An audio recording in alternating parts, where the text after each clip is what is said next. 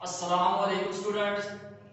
Financial accounting के अंदर आज हमारा टॉपिक है reserve for discount on creditors या provision for discount on creditors.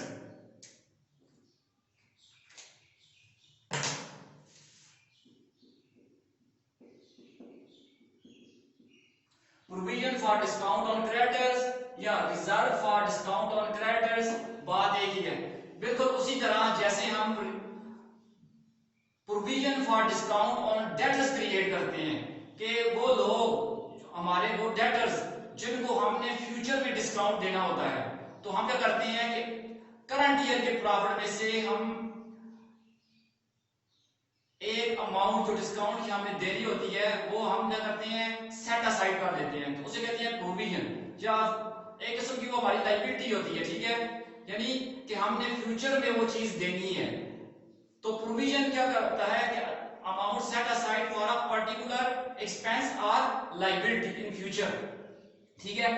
तो reserve for discount on creditors भी बिल्कुल उसी तरह है कि अगर हम डेटर्स को देखें फ्यूचर में डिस्काउंट देते हैं, जब वो हमें पेमेंट करने आते हैं तो उसके लिए रकम हम सेट असाइड करते हैं, जिसे कहते हैं provision for discount on debtors.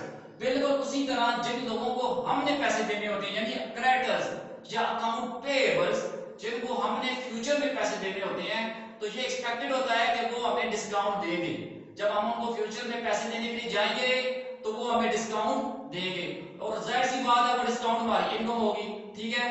तो क्योंकि वो डिस्काउंट तो मिलेगा फ्यूचर में हमें, ठीक है, मगर वो करंट ईयर का डिस्काउंट होता है, ठीक है, वो करंट ईयर की इनकम होती है, तो इसलिए हम उससे करंट ईयर के ट्रेडिंग प्रॉफिट एंड लॉस यानी करंट ईयर के प्रॉफिट एंड लॉस अकाउंट के अंदर उसकी हम रिकॉर्डिंग करेंगे, ठीक है। तो उसे कहते हैं provision for discount on creditors, ये हमारी इनकम होती है, ठीक है, फॉर द टाइम बीइंग, यानी वक्ती तौर पर वो हमें मिल नहीं रही होती मगर फ्यूचर में हमें मिलने वाली होती है, ठीक है। तो उसके लिए हम पहले से ही रिजर्व क्रिएट कर लेते हैं, एक अमाउंट क्रिएट कर लेते हैं, ठीक है, कि हमें फ्यूचर में मिलने वाली है। तो अब देखें एंट्री, देखिए क्वेश्चन है 31 दिसंबर 2019 है, 31 दिसंबर 2019 है, तो क्रेडिटर हमारे पास 10,000 के 10,000 क्रेडिटर्स 31 दिसंबर 2019 को हमारे पास हमारे अकाउंट्स पे शो हो रहे हैं। अब हमारा साल जनवरी 2019 को स्टार्ट हुआ होगा, 31 दिसंबर 2019 को खत्म हो रहा है, ठीक है। हमारे क्रेडिटर 10,000 के हमें नजर आ रहे हैं, ये सारी फर्जी फर्जी बातें हैं, ठीक है।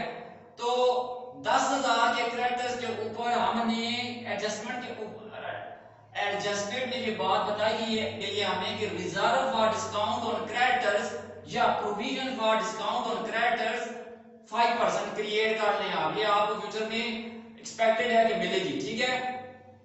तो 5% 10,000 का निकालना है हमने, तो 5 डिवाइडेड बाई 100 इंटू 10,000, ठीक है। तो ये हमारे पास 500 रुपीज जो है वो हमें फ्यूचर में डिस्काउंट ऑन क्रेडिटर्स मिलेगा। तो हमने रिकॉर्डिंग इसी साल के फाइनेंशियल अकाउंट्स के अंदर इसकी रिकॉर्डिंग करनी है। कैसे आप एंट्री करेंगे, हम रिजर्व, ठीक है, for discount on creditors account कितना 500, ठीक है। और क्रेडिट करेंगे हम इधर किसको, प्रॉफिट एंड लॉस अकाउंट को, प्रॉफिट एंड लॉस अकाउंट को क्रेडिट करेंगे, ठीक है। ये यहां से रेज कर देता हूं, तो ये आ गया जी आपके पास 500। तो यहां पे हम नरेशन में क्या देंगे, प्रोविजन क्रिएटेड फॉर डिस्काउंट या reserve created for discount on creditors लिख देते हैं, प्रोविजन या रिजर्व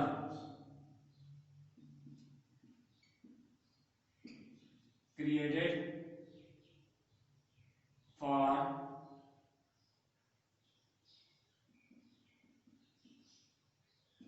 डिस्काउंट ऑन क्रेडिटर्स, ठीक है, ये जी। तो ये हमने अपने पास एंट्री कर ली है। अब ये देखिए रिजर्व फॉर डिस्काउंट और क्रेडिटर्स को हमने डेबिट किया है, यहाँ पे प्रोविजन भी लिख सकते हैं। इसका मतलब ये हुआ कि ये हमारा अब इस साल की फाइनेंशियल स्टेटमेंट के अंदर ये आपको आपका एसेट नजर आएगा, ठीक है, जो रिसीवेबल है। तो ये trading profit and loss account यानी प्रॉफिट एंड लॉस अकाउंट की तो ये राइट साइड पे चला जाएगा, ठीक है। राइट साइड लिख देंगे हम जीपी के नीचे, अगर जीपी हमारे पास हुआ तो जीपी के नीचे हम इसको लिख देंगे। मगर दूसरी तरफ क्या होगा कि reserve for discount on creditors जो है हमारे पास हमारा एसेट है, यानी हमें वसूल होगा, ठीक है। ये हमारी इनकम है, एसेट बन गया हमारा। बैलेंस शीट में क्या होगा, आपकी मर्जी है, आप इसे बैलेंस शीट की एसेट साइड पे लिख दें, या बेस्ट तरीका ये है कि आप लायबिलिटी साइड पे क्रेडिटर्स देखें, ठीक है। बैलेंस शीट की जो लायबिलिटी साइड है ये हो गया।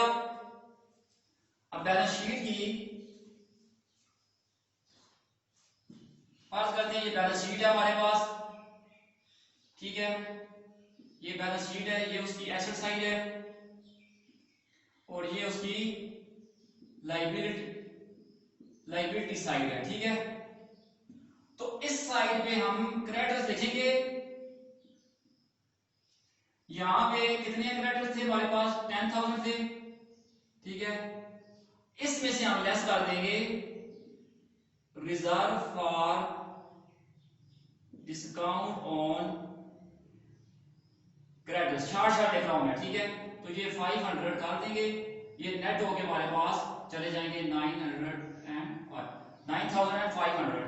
तो क्रेडिटर्स हमारे पास नेट होके चले जाएंगे, ठीक है। तो आपकी फाइनेंशियल स्टेटमेंट आपको ट्रू फिगर बता रही होगी। तो कहने का मकसद ये है कि reserve for discount on debt creditors आपकी इनकम है जो आपको फ्यूचर में मिलेगी। फॉर द टाइम बीइंग जब आप फाइनेंशियल और मिली नहीं है, जब फाइनेंशियल स्टेटमेंट आप बना रहे हैं तो आपने इसको डेबिट करना है, प्रॉफिट एंड लॉस अकाउंट को क्रेडिट करना है। प्रॉफिट एंड लॉस अकाउंट की राइट साइड पे चली जाएगी, ठीक है। और यानी जिस साल की इनकम है उस साल के प्रॉफिट में वो चली गई, वसूल नहीं हुआ, वसूल अभी नहीं हुई। दूसरी तरफ क्या करेंगे, हम क्रेडिटर्स में से जाकर इसको लेस कर देंगे। अगर हम यहां से लेस ना करते तो 500 ऐसे लिख देते तो ये 10,000 ही रहता, वो वाला 500 जो यहां से माइनस होना था इस तरफ आ जाता, तो आपकी बैलेंस शीट फिर भी बराबर बराबर जा रही होती। तो उम्मीद है कि आपको reserve for discount on creditors की बात समझ आई होगी। इसे provision for discount on creditors भी कहते हैं। ये बिल्कुल उसी तरह ही है जैसे आपके पास discount provision for discount on debtors हुआ करता था, ठीक है। बस वो हमने वसूल करना, वो हम डिस्काउंट यानी provision for discount on debtors हमने देनी होती थी, फ्यूचर में अपने डेटर्स को डिस्काउंट देना होता था, उसे प्रॉफिट एंड लॉस की डेबिट साइड पे लिख देते थे। ये वाला जो है हमने अब फ्यूचर में अपने क्रेडिटर से वसूल करना है, ठीक है। इसीलिए हम क्या करते हैं इसको कि प्रॉफिट एंड लॉस अकाउंट की क्रेडिट साइड पे लिखते हैं, ठीक है। उम्मीद है कि आपको रिजर्व या provision for discount on creditors का कॉन्सेप्ट क्लियर हो गया होगा कि ये क्या होते हैं और क्यों क्रिएट किए जाते हैं, ठीक है जी। थैंक यू, शुक्रिया।